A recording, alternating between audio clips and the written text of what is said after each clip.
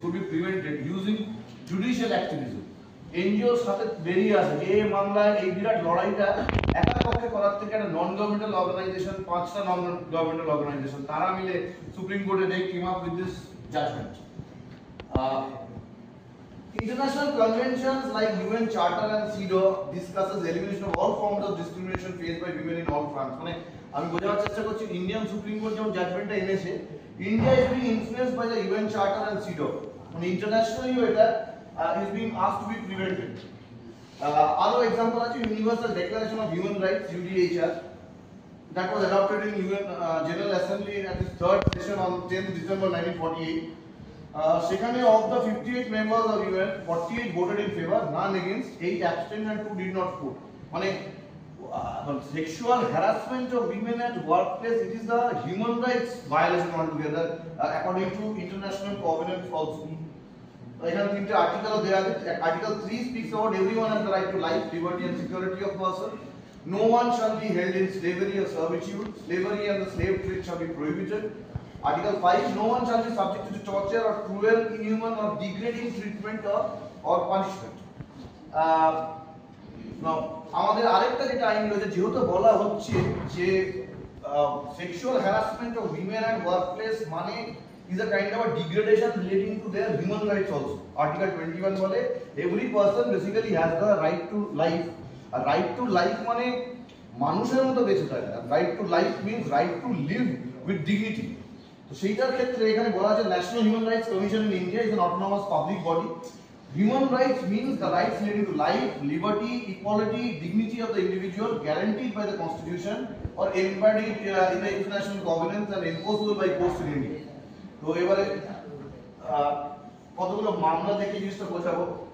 Whether or not such conduct constitutes an offense under law or a breach of the service rules, an appropriate complaint mechanism should be created in the employer's organization for redress of the complaint made by the victim.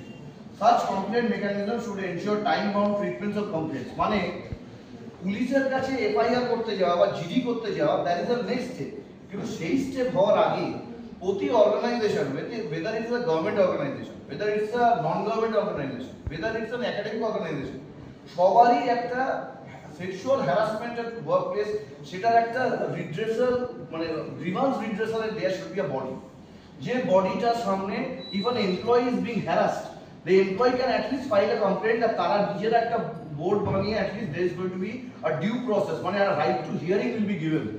তারপরে the next step could be filing the complaint. এখানে কতগুলো মামলা দিয়ে দেখার চেষ্টা করেছি। একটা মামলা আছে DS Grewal versus Vimi Joshi. A colonel of the Indian Army made advances at and wrote inappropriate letters to the principal of an army school.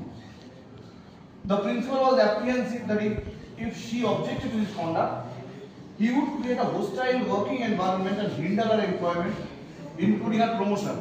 এটা একটা খুব বড় জায়গা যে এখানে আর্মি স্কুলে the respective faculty or principal was at stake. হয় কি অধিকাংশ জায়গায় এই ধরনের যে হ্যারাসমেন্টটা is being done by a person who is at a higher so-called position than the other person in the same organization. মানে লোকে বলে না যে আমি কমপ্লেইন করব কার এগেইনস্টে, the person maybe is my employer, the person might be my boss or whatever.